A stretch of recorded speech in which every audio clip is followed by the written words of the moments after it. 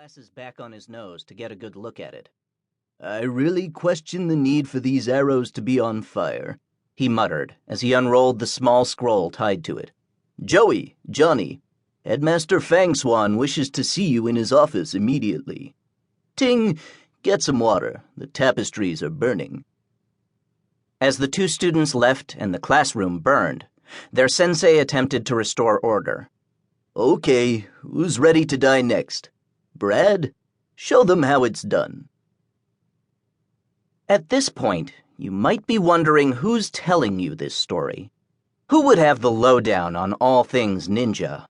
Well, that would be me, the wise man. Technically, a wise man.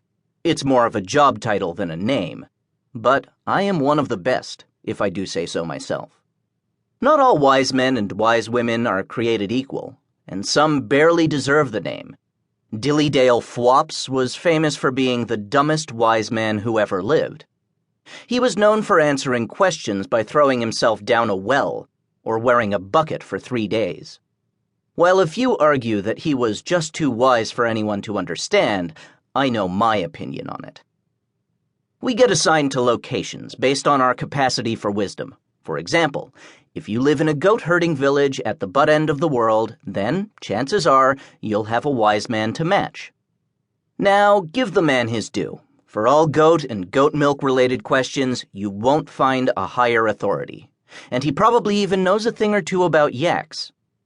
I'm just suggesting that you might want to hold off on asking the big stuff, unless you want a heavily goat-laden metaphor for your answer. By comparison, the only thing I don't know is what I don't know. I am the wise man for Lemming Falls and its surrounding territories. That means I have to keep up to date on all its peoples, creatures, scientific discoveries, mystic lore, and anything else someone might have a question about. It's a big job. On top of the normal wise man stuff, I've had to study up on pocket dimensions and the difference between a haiku and a hikyu. Lemming Falls is home to a thriving superhero community, a number of indigenous cryptozoological beasts, and, of course, ninjas. There are also rumors of sky pirates, but I'm probably getting ahead of myself. Point is, I know something about everything, and what I don't know, I'll make up and you'll never know. I'm just that good. We wise men are found in lots of places, but you won't find us unless you're willing to work for it. We'll perch at the tops of impossible-to-climb mountains or deep underground in lost tombs. If we weren't so difficult to get to, everyone would be constantly bugging us to bestow our wisdom upon them. And who needs that?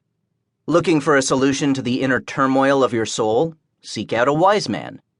I am not here to help you find your keys. Anyway, enough about me. It's lovely to meet you. Now on with the story. Kickfoot Academy is the world's premier ninja school, and its students, known as Kickfoots, are the very best ninjas. Anyone who says otherwise will have to face its headmaster, Fangswan. So, no one says otherwise.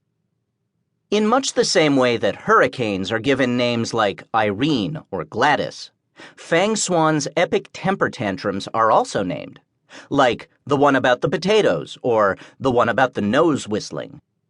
It's getting more and more difficult to find any subject matter that can't be tied to a volcanic outburst from KFA's undisputed leader. In a particularly famous incident, Headmaster Fangswan was invited to a gala performance of the famous ballet Swan Lake. The promoters thought he would be particularly enchanted by the occurrence of the word swan in both their names. During the performance, a hapless ballerina lost control of her shoe, and it made the questionable decision to direct itself toward the headmaster's face. With a twist of his wrist, Fangswan returned the shoe to the ballerina's foot with such force that the dancer spun for the rest of the ballet and well into the next day. Upon leaving the theater, Fangswan wrote on a comment card, "Thank you for the lovely performance. The assassination attempt was particularly pleasing to me." This is what Fangswan did to a ballerina with a loose shoe. Imagine what he might do with Joey and John.